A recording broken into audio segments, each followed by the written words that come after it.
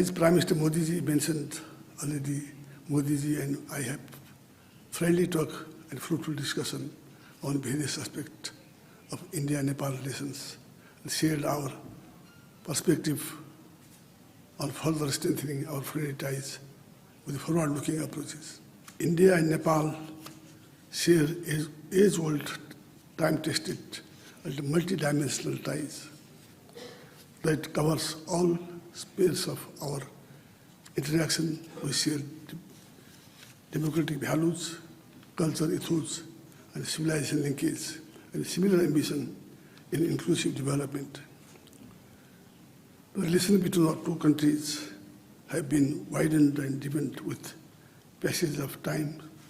These relations have been enriched by close people-to-people contact. We also witnessed exchanges of MOU on technical cooperation in the railway sectors.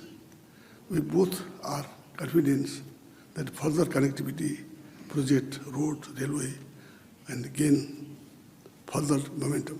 Likewise, we have discussed cooperation in civil aviation.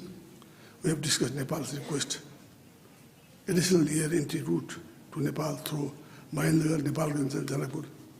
I also requested for concurrence of near border flight operation to supply operationalize Gautam Buddha International Airport in Bhairwag.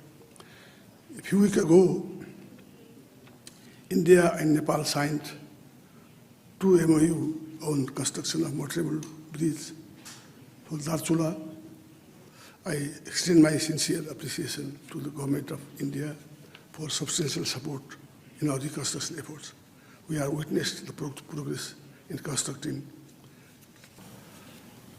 I would like to speak now that we discussed the boundary issues, and I urged Modi ji to resolve through the establishment and a bilateral mechanism